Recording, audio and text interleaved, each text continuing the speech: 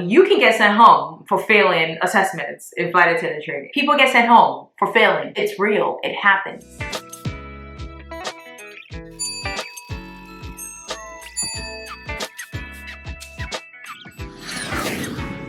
Hi guys, welcome back to my channel. My name is Priscilla. I am a Seattle-based flight attendant with a major US airline company.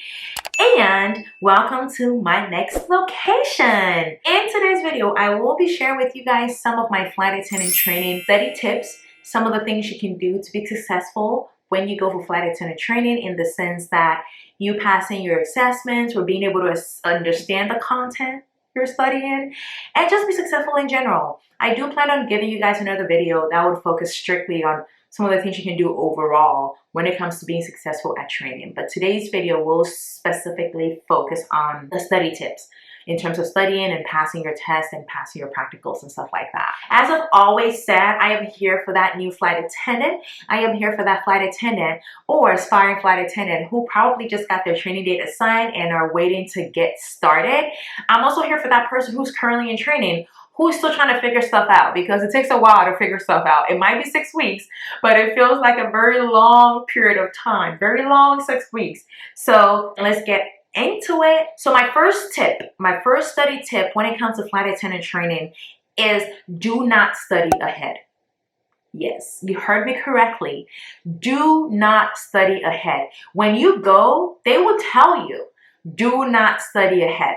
And it's true, do not study ahead. First of all, you might not be able to do it because of the packed nature of the content for each day. Secondly, it's overall not worth it. It is not worth it. That's added stress you're added on to the stress you already have. It is not worth it. It might feel like you need to study ahead, especially when you're new to the industry like I was, but it's not worth it. It won't make any difference at all. It won't make any difference at all. I'm telling you, I just graduated. I have been flying as of the time I'm recording this video for just 1 month. So I just got out of training, and I'm telling you, it's not worth it. It is not worth it. You don't have to. So point number 2 is utilize your resources or your tools efficiently. When I say that, I mean you will be given like resources that you can refer to in terms of studying and stuff like that. You will be given e-learnings and the tools in terms of apps you have to use, and then documents that you have to refer to and study and know the content of, or at least how to access or navigate that content. Like with the airline company that I work for, we had several. But when I say you utilize it efficiently, I mean take advantage of them. Wherever the information is, read it. Even if you're not reading to memorize verbatim, just read it and have an idea of it, because that can help you during the assessments. Okay? Keep that in mind. And that leads me to my third point. My third point is know how to access those resources or tools. When you go, trust me, in week 1, you're going to be shown so many things, or shown how to do so many things in terms of how to access these resources and tools and stuff like that that you would need for your success in this training. And it is a lot. I remember one of the tools that we were using, which I still use even after flying, which is why it was so critical that we learned how to access it, was that when we were shown that in week 1, it was tough for all of us just navigating it alone. But if you're lucky like I was to get a really good instructor who breaks it down to the bare minimum, they will show you, or most of the instructors will show you tips and tricks on how to navigate those resources and how to access them. Beyond that, do your research as well. You would get access to the portal, the system. So if you have to spend 30 minutes, 15 minutes in a day to just navigate those resources or those tools or those portals, just to see where things are, do it, because it's going to help you in the future or in the long run while you're still in training. And I would say it's better to learn how to access those things earlier on, like by the end of week 1, to know how to do it. That way it sets you up for success in week 2, because mind you, the training is go, go, go. There's no pause in between. There's no wait, oh, let's go back to, no, it's go, go, go. Once you start, you're just building on. You're just building on. So as stressful, as long, and as cumbersome as week 1 will be, still take advantage of that period to know how to access your resources and your tools. It's very important. Don't take it for granted. I don't know if anybody has mentioned it in any video when it comes to flight attendant training, but I'm telling you, that would be your superpower, and it would definitely set you apart from others. Point number 4, e-learnings are critical to your success. Do not underestimate it. Your e-learnings, when you go for flight attendant training, if your training is like what I went through, you would be given e-learnings that you're expected, that are typically due at the start of each class. And in our case, it was set up such that, let's say today we're going to be studying A. The e-learning for A, you'll be expected to have studied or gone through it or completed it the night before or before the start of the class the next day. And for me, my strategy with dealing with the e-learnings was that I will go through it to complete it so that there's evidence that I've completed it, go for class, listen in class, and then afterwards I go through it again. But they were critical to my success. Like the assessments that we were given, bear in mind, the assessments you're given, it's not like some secret information somewhere that you're being tested on. No, it's what you're being taught or what is discussed in class, what you study in the e-learning that you get assessed on. It's no new information from the corners of the earth or anything. So assessment, class content, e-learning, class content, assessment.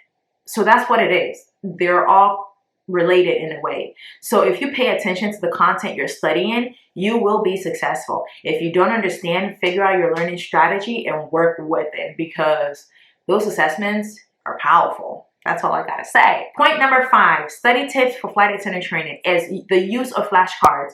Use flashcards. Personally, I kind of used flashcards in the sense that I created them, but interestingly, me creating the flashcard was the learning process for me. So once I was done creating the flashcards, I didn't necessarily use the flashcards, but being able to write, because I typically try to write the information on my flashcard from memory, but everybody uses flashcards differently. Other people did benefit from using flashcards. When you go, the instructors will tell you to use flashcards, especially when you're learning about the aircraft, how to operate the doors and stuff like that. It's helpful. So I would say use it, because it did help me, even though I didn't use it in a traditional sense or in that way, but it was helpful. So use your flashcards. Get flashcards before you go, because it will help you a lot, because you're learning a lot. So you need to be able to do whatever you can to compartmentalize things and make it visually easy for you to study or pick up. So keep that in mind. Point number 6, one of the things that helped me during flight attendant training was taking notes while I studied. So typically what I would do is that as I'm going through my e-learnings and stuff like that, I would take notes. It helped me memorize the content, and it also helped me make sense of the content, because mentally being able to take those notes and writing things down was like a confirmation for me that I'm actually understanding what I am studying. And sometimes when you're reading from a computer or a screen, it's a lot, it becomes too much. But as you write it down, one, you're able to refer to those notes later on during the week if you need to refer to it, especially when you're doing the final assessment. So that was helpful. So take notes. Notes are very, very helpful. Wow. All right. So we're still on it. We're talking about 10 study tips for flight attendant training. I am currently on point number 7 is pay attention in class and during demonstration. I can't stress this enough. Everybody's different, but I know what worked for me was that I am a visual person. Everything I hear, I remember for the most part. Well, not everything. So dramatic. But all I can say is that sometimes during my assessments, some of the answers that I was able to choose, or some of the questions that I was able to answer, were based on memory from things that were said in class, not necessarily the things that I read or studied, even though they're all related in a sense. But I quite remember there was one question that I knew the answer, but I believe I heard somebody say the wrong answer in class. And it became a conflict in my mind between the wrong answer the person said and what I knew, all because I heard somebody spewing out wrong information. So that's how impactful the things you hear can have on you later. So after that moment, whenever I'm in a group where I feel like people are saying things that potentially might be wrong, I block it out, because that was literally a struggle between what I knew and what the person said. That being said, still pay attention in class, because my instructors, for example, were dropping a lot of gems. All the instructors that I had, because at some point you would have different instructors as well coming in and out of your class. And they drop a lot of gems. Whatever they shared, it was like a second way of learning. So one, you review the e-learnings. Two, you go to class to talk about the content of the e-learning and more. So it's like a second time that you're hearing about the same content with additional information. So if you have to treat your class sessions very seriously, and once it's over, it's over. There's no going back. So keep that in mind. Also, depending on the class you're in, there might be certain things that might distract in class and stuff like that. Nobody's saying go and be strict and just be in your little hole and just listen, because it doesn't make for a good experience. For me, I was very jovial, I was very friendly in class. I would ask questions, contribute, answer questions back and forth. But that was because that overall experience made a good experience for me. It made me enjoy the class. It made it easy for me to retain information as well. So pay attention in class. Don't take it for granted. Don't go to class sleeping. That's why I try to sleep early as much as possible. Get a good amount of rest as possible. So don't try and overstudy only for you to go to class to fall asleep, because then it's counterintuitive. That's not helpful at all. Before I move on to point number 8, I said pay attention in class and demonstrations. So during Doors Day and stuff like that, you will do practicals. Even during the drills week or emergency week or whatever, you will do practicals.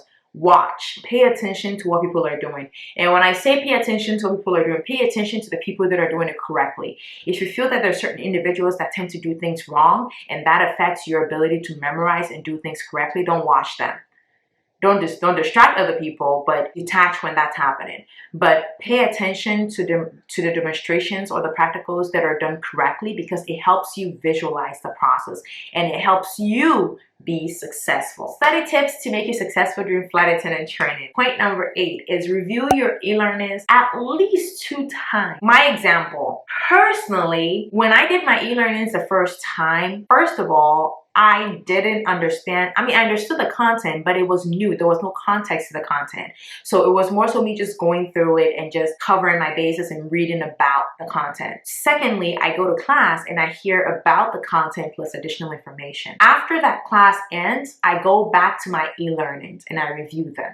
So even though I'm taking notes in class, I don't really, honestly, I never went back to the notes I took in class.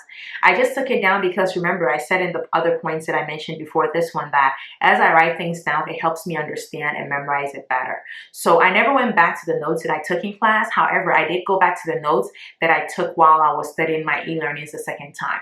So when I'm studying my e-learnings the first time, I don't take notes because there's no context. I really don't even understand where to take notes, what to take note of, and what not to, what is just additional information and what is core information, because it's the first time I'm reviewing the content. So I never took notes I started taking notes in the beginning, but I noticed that I was writing so many things down that were, at the end of the day, ended up becoming irrelevant because there was no context for me. So I stopped taking notes. I think by middle of week 1, I stopped taking notes on my e-learning. So the first time I review it, I just review it, read about it, get the information in. Then I go to class to hear about the information plus additional information.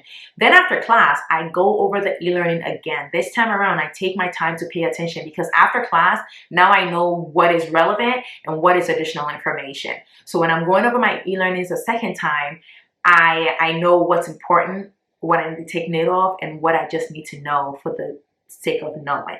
So it makes my notes be more succinct, straight to the point, concise, and more useful. So it means I went over my e-learnings twice. And then before any assessment, I go over my e-learnings again. So technically, I do go over my e-learnings 3 times every single time. However, there were moments, some assessments that I could not, there were certain weeks, I think like about 2 weeks out of the 6 that I could not go over 3 times, but I did it twice. I cannot stress this enough, and this is not to tell you that one information is more important than the other, but those e-learnings were powerful and very, very impactful, or pulled weight when it came to my success in all my assessments. So do not underestimate it. Once again, like I said in point number 4, they are relevant, they are very important, so don't underestimate it. We're still talking about some of the study tips that could make you successful during flight attendant training.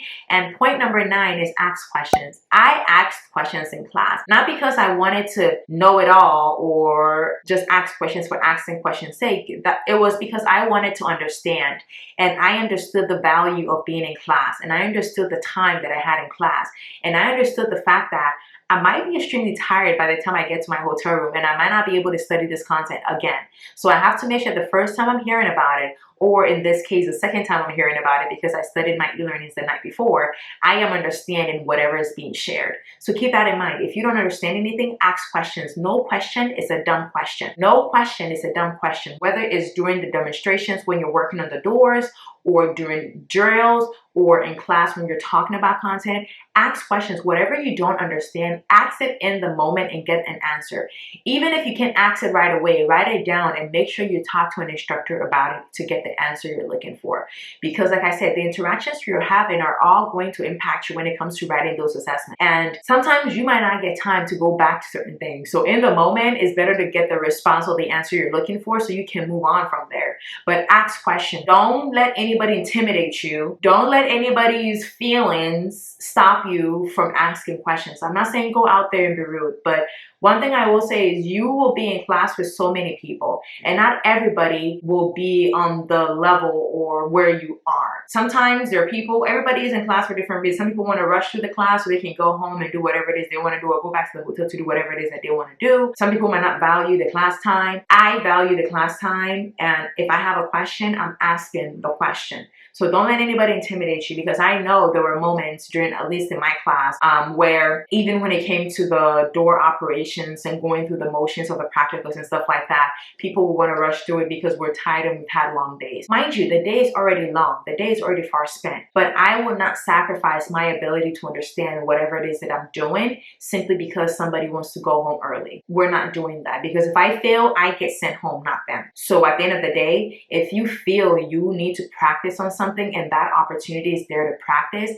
take advantage of it. Do not hesitate. Take advantage of it. Ask questions. Don't let anybody intimidate you to do otherwise. The last and final point, the last and final study tip to be successful at flight attendant training is group studying. Personally, for me, I did not do any group studying at all. Not once, not twice, never. Because I learn differently, and like I said, whatever people say impacts what I remember or my memory. So I don't want to be in a group where when people say wrong things, it would end up sticking instead of the wrong stuff. So my opportunity to group study or group learn is when I'm in class, and that's it. Once I'm in my room, I study by myself. I go through my content by myself because it allows me to pace or study at a pace that makes sense to me. Plus, I can structure and go the way I want it to go. But with some people, it was very helpful. So I won't say it's a bad thing to do. However, be mindful of who you do it with, because you might get sucked up in drama and unnecessary stuff that might not make you successful. So be careful when you do group study. But I won't dispute the fact that it was helpful to some people, because it was. I never did it, but other people said it was. Here we are, 10 points on how to be successful by training academically. Although I've given you all these 10 points, I have a final overall point that honestly will be irrelevant. All these other points, all these 10 points will be irrelevant if you don't figure that out. And that is figuring out the learning strategy that works for you. Everybody learns differently. Some people are visual learners by observing visuals, or auditory by listening or reading. So figure out the best learning strategy that works for you and tailor these tips to meet that. And do what works for you. What works for me might not work for you, but know yourself and know how you learn and know how you study and work from there. That being said, if you made it this far, don't forget to hit that subscribe button. Also, give the video a thumbs up and share your thoughts on today's video in the comment section below. Before I go, everybody in training, you got this. I know it's hard, it's difficult, but you will be successful. Just put in the time and the effort and be patient. You will do great. Take care of yourself, take care of your wellness, because if you're not at peace, you won't be able to be successful, like academic-wise. So pay attention to yourself, drink water, stay hydrated, and just take care of yourself. You got this, okay? Go get those wings, and those of you going for your event day, go get that CJL. See you in my next video. Bye-bye.